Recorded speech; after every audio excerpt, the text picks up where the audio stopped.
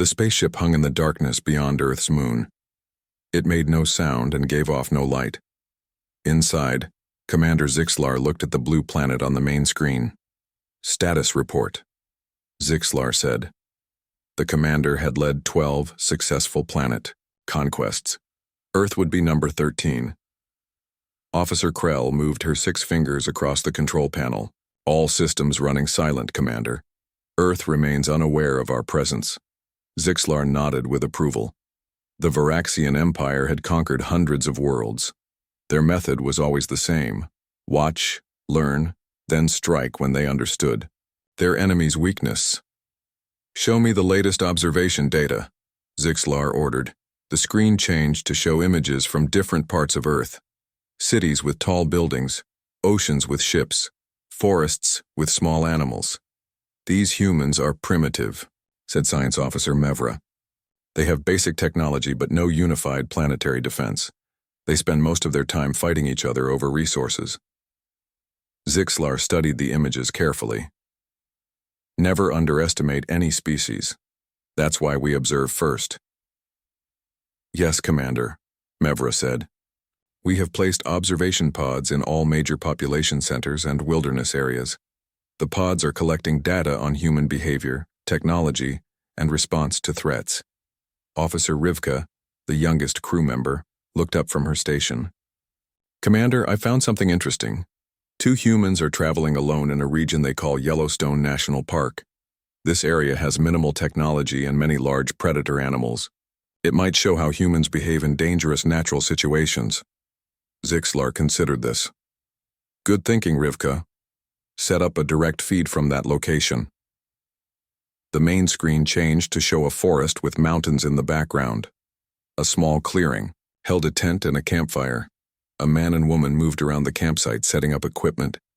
Zoom in, Zixlar ordered. The image grew closer. The man was tall with brown hair and a short beard. The woman had long black hair pulled back. Both wore simple outdoor clothes in earth tones. Identify these humans, Zixlar said. According to their vehicle registration and park permits, they are Allan and Susan Jones, Rivka answered. He is a wildlife photographer. She studies human cultures.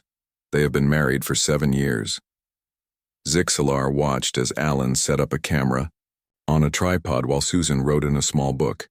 They appear harmless. Do they carry weapons? Officer Krell checked another screen. The man has a small knife used for camping. The woman carries a device that sends emergency signals. Nothing that poses a threat to us. Continue observation, Zixlar said. I want to see how they interact with their environment. The screen showed Allan and Susan eating a simple meal as night fell. They talked and laughed together before entering their tent. Prepare the invasion simulation based on current data, Zixlar told the crew. I want to see how quickly we could take this planet if needed. Officer Mevra worked at her station. Simulation complete. Based on human military capability, technology level, and response times, we could conquer all major population centers in 72 Earth hours. Excellent, Zixlar said. But I want more field data before we begin. These humans have survived on a planet with many dangers. I want to understand how. As the Veraxian crew members went about their duties, the observation pod near Yellowstone continued recording. The small device, no bigger than a bird, hovered silently in the trees near Allan and Susan's campsite. Morning came, and Susan woke early. She left the tent while Allan still slept. She carried her camera and a small bag. The observation pod followed, her staying hidden among the trees. Back on the ship, Rivka noticed the movement. Commander, the female human is moving away from their camp alone. Zixlar returned to the main screen. Follow her. Let's see what she does. Susan walked through the forest, taking pictures of birds and plants. She moved carefully, stopping often to listen. After an hour, she reached a small stream. She appears to be gathering images of her surroundings, Rivka said. A simple data collection mission. Keep watching, Zixlar said. I want to see how aware she is of potential dangers. Susan knelt by the stream to fill her water bottle. A sound made. Her turn. The observation pod's sensors detected a large animal approaching through the trees. "Commander, a large predator is moving toward the human," Rivka reported, her voice rising with excitement. "It's what they call a grizzly bear, one of the apex predators in this region." The screen showed a massive brown bear with two small cubs. The mother bear had noticed Susan and was watching her closely. "The human is in danger," Mivra said. "Their research shows these bears can kill humans easily." Susan saw the bear and froze. She slowly reached for her emergency signal device. The bear made a low growling sound and took a step forward. Susan backed away, moving slowly. "Fascinating," Zixler said. "She doesn't run. She knows that would trigger the predator's chase instinct." Susan kept backing away, but she tripped on a rock and fell. The bear rose up on its hind legs, looking much larger now. Susan screamed. Back at the camp, Allan woke up at the sound. He jumped out of the tent and looked around wildly. "The male has heard her distress call," Rivka said. "Susan!" Allan shouted. He grabbed his knife and a walking stick, then ran in the direction of the scream. "This is unexpected," Mevra said. "The logical response would be to seek help or use their emergency device. Instead, he runs toward the danger with minimal protection." Zixler leaned forward, watching intently.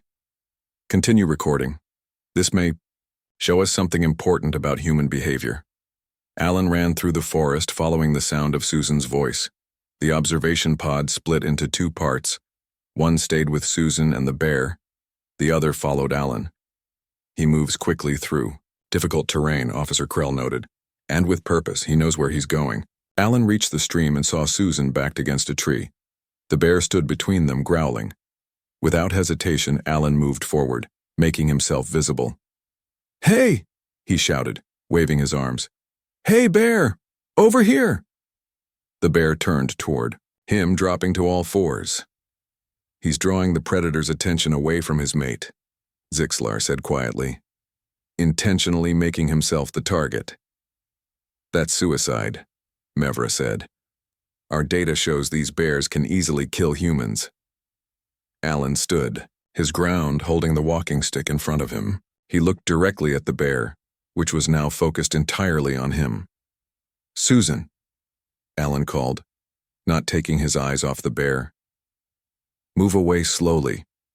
Get to high ground and call for help." Susan began to edge away from the tree. The bear noticed and turned back toward her. Allan did something none of the aliens expected. He moved closer to the bear and shouted louder. He hit his stick against a tree, making a sharp noise. "What is he doing?" Rivka asked. "He's making himself more threatening to the predator." The bear roared and turned fully toward Allan. It charged at him. "This will be over quickly," Mevra said. "The human has no chance against this predator." Zixlar said nothing. He watched as the bear charged and Allan stood his ground, knife in, one hand, stick in the other. The screen showed the bear closing in as Susan reached for her emergency signal device. The entire Veraxian crew watched in silence as the human and bear prepared to fight. "Continue observation," Zixler ordered. "Record everything. This may change our entire invasion strategy." The bear charged at Allan with incredible speed. Allan knew he could not outrun the massive animal. Instead, he planted his feet firmly on the ground and raised his walking stick like a spear. "Susan, run now," Allan shouted, never taking his eyes off the bear. Susan scrambled up the slope behind her, pulling out her emergency signal device. Her hands shook as she pressed the button that would alert park rangers. On the Veraxian ship, the crew watched in stunned silence. "The female has activated an emergency beacon," Officer Krell reported. "It's sending coordinates and a distress signal." "Will their rescue forces arrive in time?" Zixlar asked. Mevra checked her data. "Unlikely. Their response times average 20 minutes in this region." The bear was now just feet away from Allan. At the last possible moment, he jumped to the side. The bear's momentum carried it past him, but one massive paw caught Allan's arm. The force sent him spinning to the ground. "Did you see that?" Rivka exclaimed. "He timed his movement perfectly." Zixlar nodded slowly. "A tactical decision. He knew he couldn't match the predator's strength, so he used its own force against it. Allan rolled and got back to his feet quickly. Blood soaked through his torn sleeve, but he showed no sign of retreating. Instead, he backed toward a large tree, keeping his eyes on the bear, which had turned and was preparing to charge again. His arm is damaged, Mevra observed, yet he doesn't flee. This contradicts our understanding of primitive survival instincts. The bear rose on its hind legs, towering over Allan. It stood nearly 9 feet tall now, its powerful front legs extended, with sharp claws visible. It roared loudly, showing long, sharp teeth. Allan didn't back down. He shouted back at the bear, making himself look as big as possible by raising his arms and stick over his head. The human is mimicking the bear's intimidation display, Rivka said with surprise. He's communicating in the predator's own language. The bear dropped to all fours and charged again. This time, Allan wasn't fast enough. The bear slammed into him, sending him flying backward. Allan crashed into a tree trunk and fell to the ground. Surely this is over now, Mevra said. No rational being would continue fighting after such an impact. But Allan struggled to his feet again. He had lost his walking stick, but still held his knife. Blood ran down his face from a cut on his forehead. Look at his eyes, Zixlar said quietly. There is no fear there, only determination. The bear approached more slowly now, growling deeply. Allan backed away, moving sideways toward the stream. He picked up a heavy rock with his injured arm, wincing in pain, but never taking his eyes off the bear. Susan had reached higher ground. She shouted into her emergency device. Bear attack at Blue Creek Trail. My husband is fighting it off. Please hurry.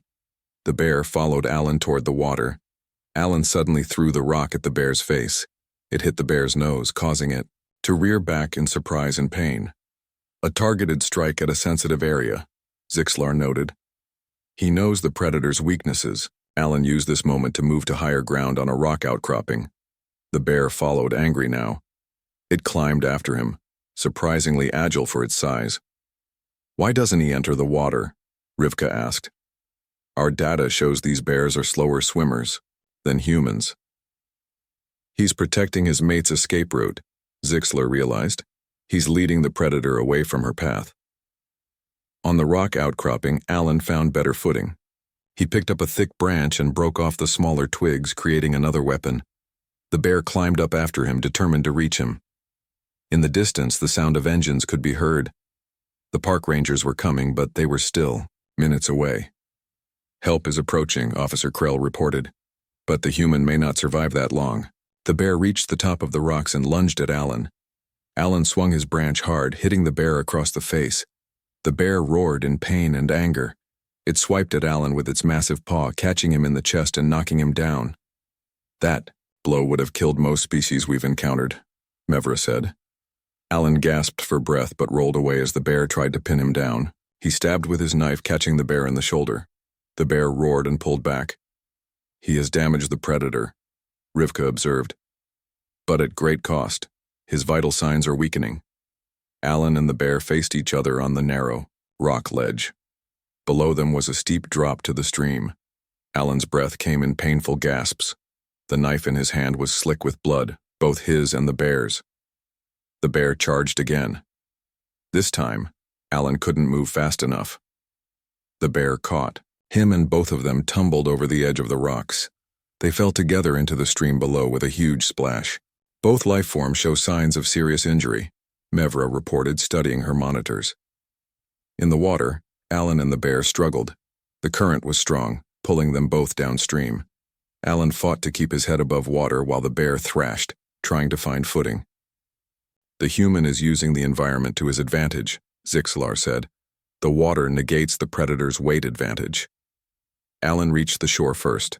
His movements were slow and painful, but he dragged himself onto the rocky bank.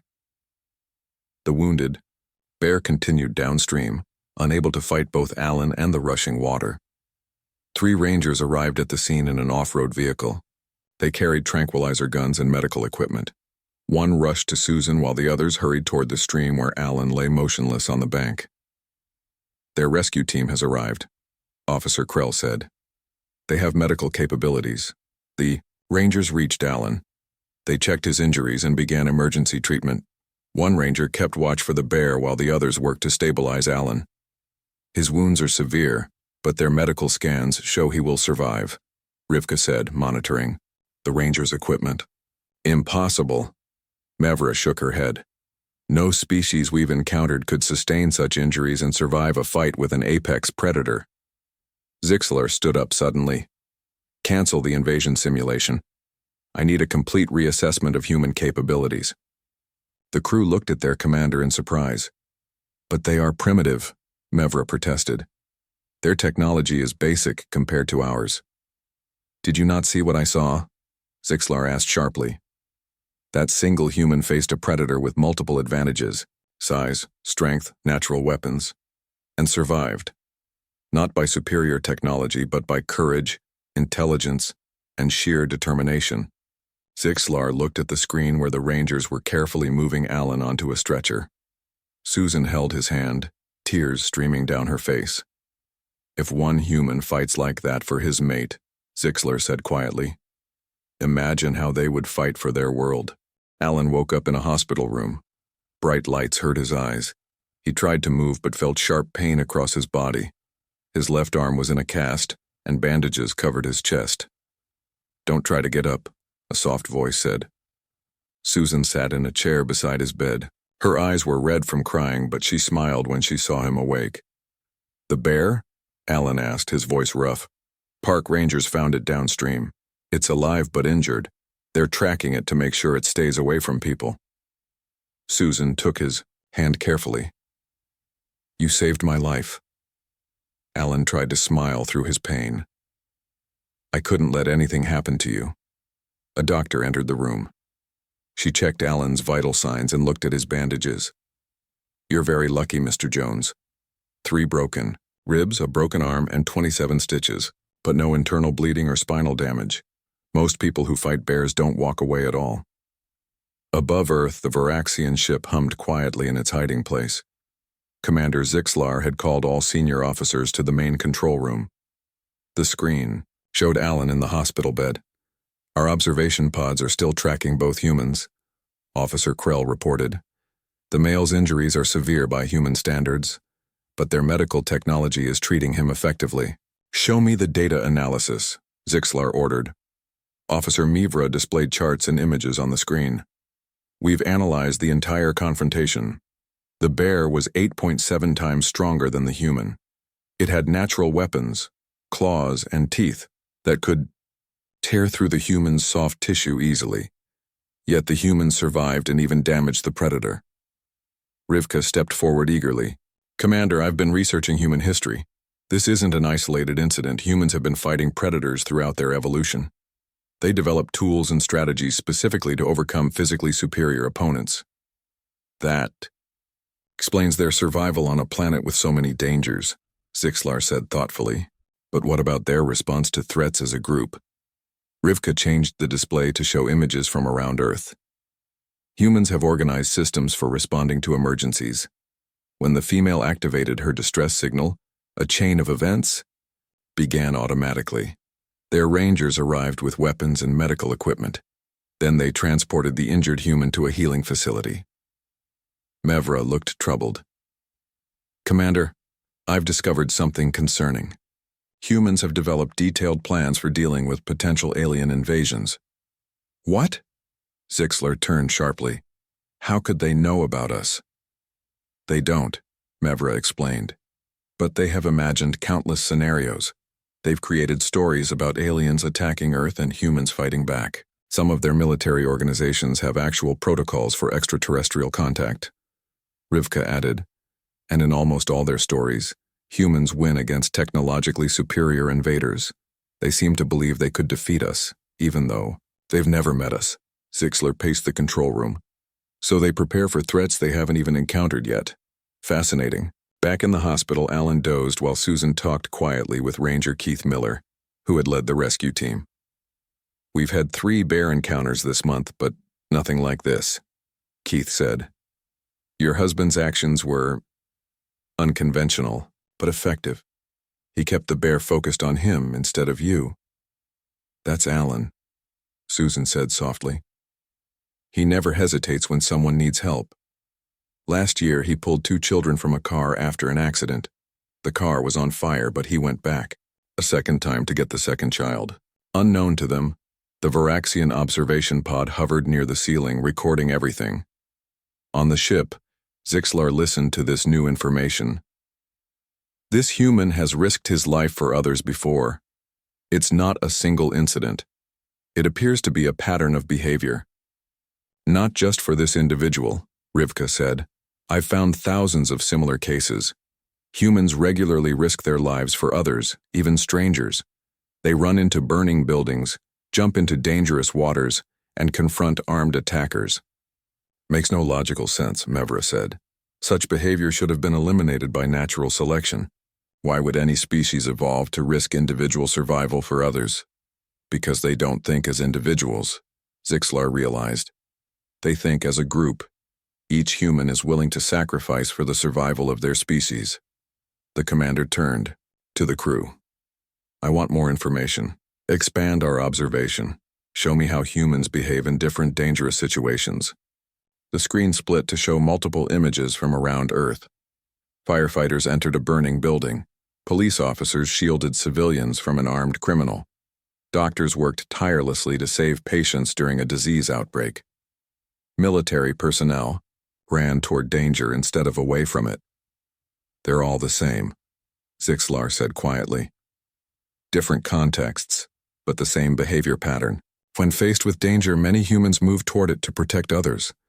Mevra looked concerned. If we invade, they won't surrender even when outmatched. They'll fight to the last individual. And they're creative, Rivka added. Look at their fiction. They've imagined countless ways to defeat technologically superior enemies. They might try those methods against us. In the hospital, Allan was now sitting up in bed. A nurse brought him food, and Susan helped him eat since his dominant arm was in a cast. The park ranger said you did everything right, Susan told him. Making yourself look big, not running. Using the terrain to your advantage. Allan smiled weakly. I remembered that documentary we watched about bear behavior. I knew running would make it chase me, and I needed to give you time to get away. The nurse, checking his vital signs, shook her head with a smile. Most people would have frozen in fear. What made you stand up to a grizzly bear? Allan looked at Susan. I wasn't thinking about myself. I was only thinking about keeping Susan safe. On the ship, Zixlar turned off the display. The commander stood silently for a long moment. Cancel all invasion preparations, Zixlar finally said. The crew looked shocked. Mevra stepped forward. Commander, despite their unusual behavior, humans are still technologically inferior. Our weapons would kill many of them, yes, Zixlar interrupted. But based on what we've seen, they would never stop fighting. Even if we destroyed their major cities, the survivors would continue to resist. They would adapt, improvise, and sacrifice themselves in greater numbers. Zixlar looked at the images of Earth on the screen. We could take this planet, but it would cost more than we're willing to pay. The High Command needs to see this data before we make any further decisions. 3 days passed. Allan grew stronger each day. The doctors were surprised by how quickly he healed. Susan stayed by his side, only leaving to get food or fresh clothes. On the 4th day, a park ranger came to visit. He brought a folder with photos of the bear that had attacked Allan. We're tracking her with a radio collar now, the ranger explained. She's back with her cubs in the north section of the park. Your knife wound wasn't too deep, but it taught her to be more careful around humans. Allan looked at the photos. She was just protecting her cubs. I don't blame her. The ranger seemed surprised. Most people wouldn't be so understanding after nearly being killed. Allan shrugged, then winced as the movement hurt his ribs. Animals don't have evil intentions. They just follow their instincts. We were in her territory, not the other way around. Above Earth, the Veraxian ship received a transmission from the High Command. Commander Zixlar stood straight as the message played. The other officers watched nervously. Commander Zixlar, the voice of High Leader Dravnos, filled the room. We have reviewed your data on the humans. Your decision to delay invasion was correct. The High Command requires more information before proceeding. Zixlar bowed slightly. Thank you, High Leader. We continue to gather data. Send everything you have collected. We are particularly interested in their response to threats and their protective behaviors. The High Command will arrive in 7 Earth days to make the final decision. The transmission ended. Zixlar turned to the crew. You heard the High Leader. We need more data about human behavior under threat. Expand our observation network. Yes, Commander, Officer Krell replied. I'll deploy more observation pods to cover different environments. Rivka stepped forward. Commander, I've been studying human medical knowledge. Their understanding of their own biology is impressive, and they heal remarkably fast. Show me, Zixlar ordered. The screen displayed Allan's medical charts and images. Rivka pointed to several areas. See how the bone is already beginning to heal? And the tissue repair is ahead of schedule. Humans have evolved rapid healing as a survival trait. That would make them difficult to defeat, Mevra noted. Even injured humans could return to fight again. Zixlar nodded. What about their technology? How advanced are their weapons? Officer Krell displayed images of military bases and weapon systems. Their technology is primitive compared to ours, but they have nuclear weapons and advanced delivery systems. They could cause significant damage to our invasion forces. And they would use these weapons to defend their planet? Zixlar asked. Based on our observations, yes, Mevra answered. They would risk destroying parts of their own habitat to repel invaders. In the hospital, Allan was trying to stand for the first time since the attack. A physical therapist helped him while Susan watched nervously. Take it slowly, the therapist said. Your body needs time to heal. Allan gritted his teeth against the pain. I need to get back on my feet. We were supposed to document the wolf packs in the northern range next week. Allan, Susan said gently, that trip will have to wait. You need to recover first. I know, Allan sighed, but there's so much work to do. The conservation project needs our photos for their presentation to the park board. The physical therapist helped Allan take a few steps. Most people would be thinking about their own recovery, not work, she commented. Allan smiled through his pain. The wolves won't wait for me to feel better. Their habitat is shrinking every year. If we don't document them now, it might be too late. On the Veraxian ship, Rivka watched this exchange with interest. Commander, the human is concerned about another species. Even while injured, he worries about the survival of animals that aren't related to him. Explain, Zixlar demanded. These wolves are predators similar to the bear that attacked him, Rivka said. Yet he wants to protect them. Humans try to preserve other species, even ones that could harm them. Mevra looked confused. This makes no evolutionary sense. Why would they protect potential threats? Perhaps they see value in all life forms, Zixlar suggested. Or perhaps they understand that diverse ecosystems are more stable. The images on the screen changed to show other humans working to protect animals. Rangers guarding rhinoceros, from poachers, marine biologists helping injured whales, volunteers cleaning oil from seabirds. It's not just this one human, Rivka said excitedly. Many of them devote their lives to protecting other species. Zixlar watched thoughtfully. In 12 planetary conquests, I've never seen this behavior. Most species are focused only on their own survival. A week passed. Allan was released from the hospital. He moved slowly, still in pain, but determined to recover. Susan drove them to a small cabin near the edge of the park, where Allan could continue healing in a quiet place. That night, they sat on the cabin's porch, looking at the stars. Allan had his camera in his lap, taking photos of the night sky. Should you be doing that already? Susan asked, concerned. Your arm is still healing. Allan smiled. The doctor said light activity is good. Besides, I can't stop being who I am just because of a bear. They sat quietly for a while, looking at the stars. Then Allan pointed to a bright light moving across the sky. Look, a satellite. Unknown to them, it was the Veraxian ship, now joined by the larger vessel of the High Command. Inside the main ship, Zixlar stood before High Leader Dravnos and the Council of Conquest. Commander, your reports have been disturbing, the High Leader said. You believe these humans would be exceptionally difficult to conquer? Yes, High Leader, Zixlar responded firmly. Despite their technological limitations, they possess traits that would make conquest extremely costly. Explain, ordered a council member. Zixlar activated the display showing scenes from Earth. Humans exhibit extreme protective behavior, not just for their own kind, but for all life on their planet. They routinely risk their lives for others. They plan for threats they haven't encountered. They adapt quickly to new challenges and they pass their knowledge to future generations. But our weapons, another council member began, would kill many of them, yes, Zixlar interrupted. But those who survived would never stop fighting. They would adapt our own technology against us.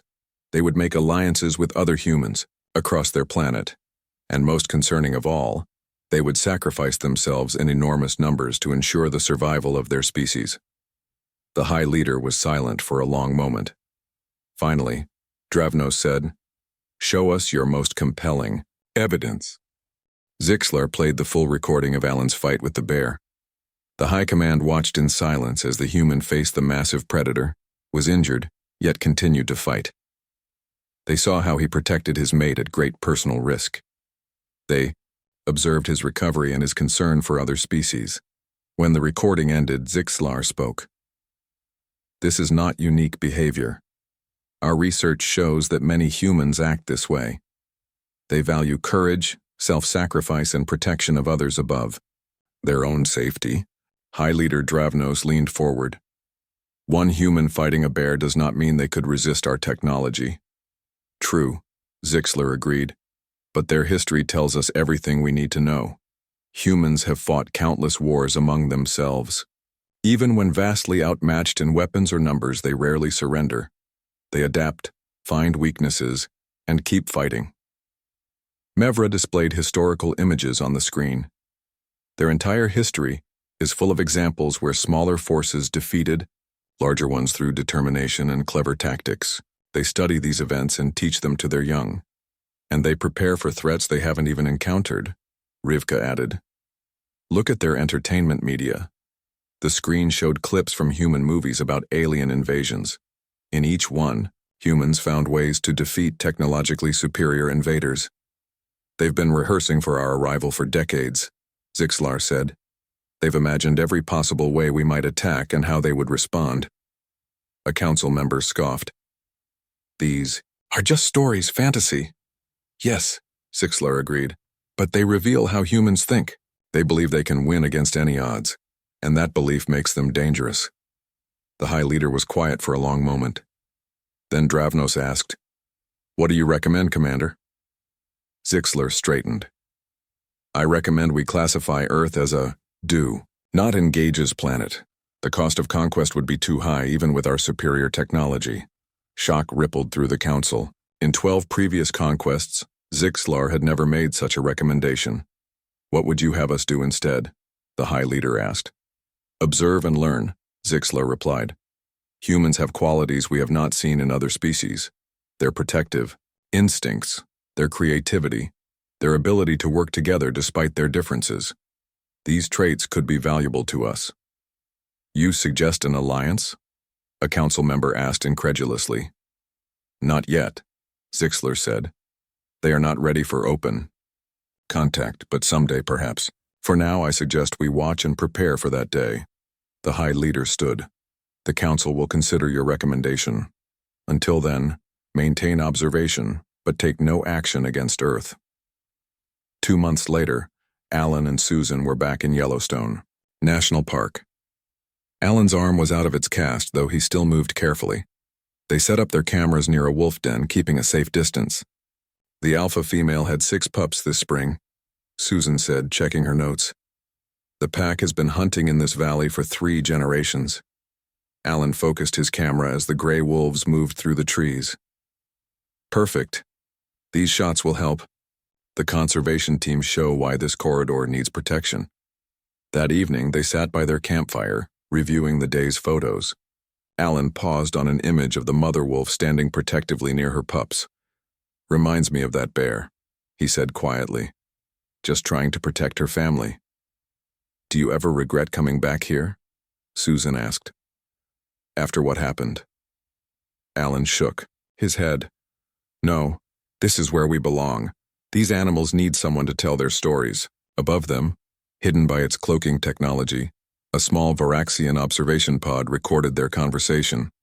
Inside the main ship, now positioned behind Earth's moon, Zixlar watched with Rivka.